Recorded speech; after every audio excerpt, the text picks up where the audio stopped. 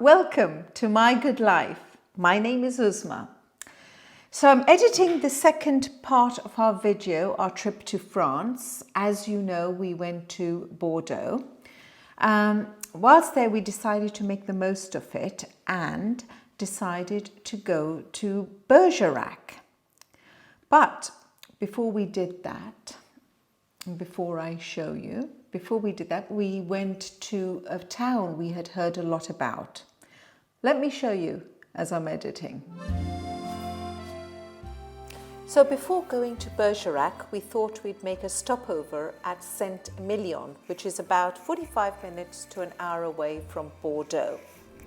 On arriving to Saint-Émilion, you park in a main car park and walk towards the village, which is perched on a hill, and there are lots of surrounding hills around it. You'll see here there are loads of tourists, and Saint-Émilion is famous because really for the Bordeaux wine growing area. It was one of the first in the world to be listed as a UNESCO World Heritage Site, and that has attracted a lot of tourists. Because there's so many tourists, it makes it very difficult to marvel at the beauty and the history around it. These are the cobbled stones that lead down to the main part, the main square of Saint-Émilion, and from there you then can go into little alleyways and see the surrounding little streets. I think what happens is that when there's so many people, you get lost in just trying to work your way around a little village like this. We tried to escape it and go higher up and see the cathedral that was right at the top. We then tried to escape the crowds for an early lunch to a nice little bistro called l'Envers du Décor. It had some nice simple food, a little bit pricey, but that's kind of what you expect in a touristy town. Straight after lunch, we decided to leave the hustle and bustle and go to Bergerac, which is about an hour away from Saint-Émilion. One of the best things of having a car and driving from one stop to the other, it allows you to admire the changing landscapes in the French countryside. And it was wonderful at this time of year. You saw changing colours, you saw quaint little villages, and the vineyards were in full bloom.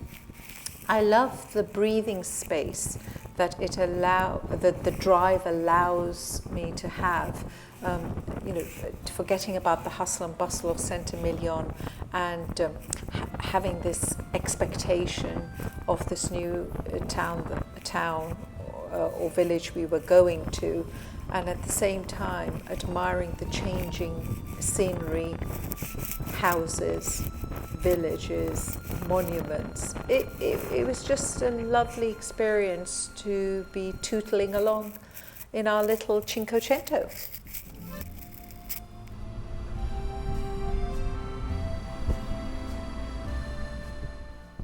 Bergerac is on the northern bank of the Dordogne River, and this is the old bridge. We were staying in the old historic part. It's absolutely quaint, medieval. There's this fantastic square called the Rue du Clare, which you can see over here, cobbled streets, medieval houses. Luckily, we were staying right in the heart of this square, which also has the Cyrano de Bergerac white statue. And here is the place where we're staying. I just can't recommend it enough. It is absolutely fabulous. 12th century, I believe, medieval house. The place we were staying is called Le Loire Plantagenet. It's right in the heart of the square, as you can see, and it's in a beautiful building. The owners were telling me that they had bought the house next door and were looking to expand. At the moment, it only has 3 bedrooms, but they are done up beautifully and it's got all the amenities, very comfortable. By now we were super hungry, and so we wandered around and found this fantastic restaurant hidden in one of the lanes, Le 24 000. It's got home seasonal food and a few tables, great flavours and a great price.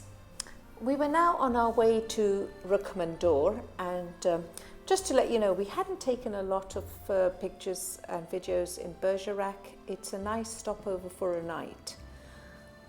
Rocamadour, you may have heard of it because for goat's cheese, but it is a pilgrimage site and has been for centuries. It's got 7 medieval chapels that are carved into the cliffside, and I was highly anticipating to, just wanting to see the first view of this fantastic village. And here we are driving into Rocamadour, going to our hotel, which just happens to be right in the heart of the old city. The hotel's name was Hotel Beau Site. It is so well situated that if you were staying 2 nights, which we were, you couldn't be in a better spot. There are 7 medieval chapels and they're carved right into the cliffside, and they overlook this river Alzou. Getting up there, it's 216 steps. But for those of you that feel, wow, how are we going to climb up there? There's also a grand kind of escalator and lift. So they've made it accessible for those who can't get up there walking. Pilgrims have been kind of making their way here since the 12th century. And what we did is, after having a look around and finding it very busy during the day, we decided to walk around Rocamadour, which was a really clever move, because as we were staying right in the centre, we found that after 4:35 we were able to visit the chapels, and there was hardly any crowd there. So that's a good tip if you're staying there for a few days. Stay in the heart, explore the surrounding area, and then explore Rocamadour when most of the tourist crowd has left. So one of the places we decided to go to in the surrounding area was a place called Grotte de Lacave. It's a Jurassic era limestone cave system, and it's absolutely jaw-dropping subterranean network of galleries and caverns where literally thousands of classified icicles cascade from every corner. You get to this area through an electric train, which is quite fun and quite cold once you arrive in this big main hall. There's a tour guide who takes you around these 12 underground chambers, and there's shimmering pools and of all shapes and sizes, and it's absolutely extraordinary. It's you've got stalactites and stalagmites, and one of the cave areas is called the Hall of Wonders, and it was a really apt name. Being an amateur artist, I just looked at all these formations as they cascaded like paintings. It was like I was immersed in a huge painting. I was both in awe of the time frame that these were formed at, and just in awe of nature itself.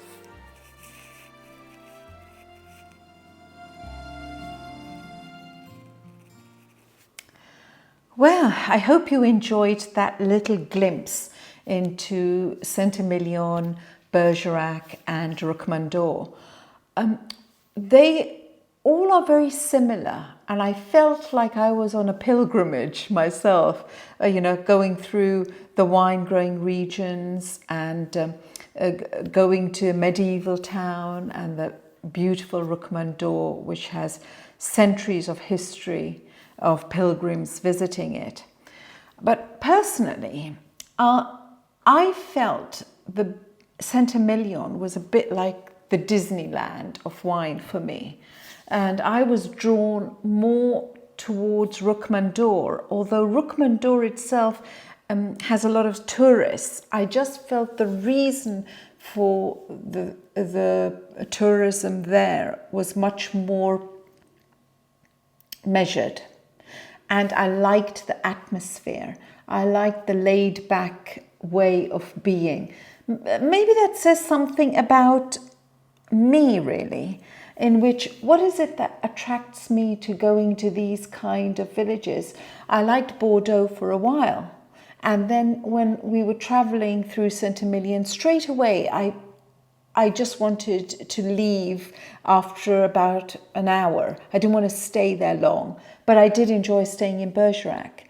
So, maybe that just says something about me. I'm attracted to the older part of history, and I like to be surrounded by knowing a lot more about it.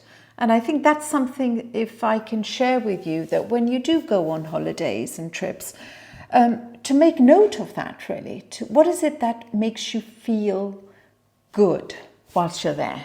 And what is it that makes you feel, oh gosh, I wish I could get out? Because, I make a note of these things myself personally. And then when I do choose cities to go to, I remember that. So I'm going to share with you the last and final part next week of our week's trip in France. And until next time, everybody, goodbye.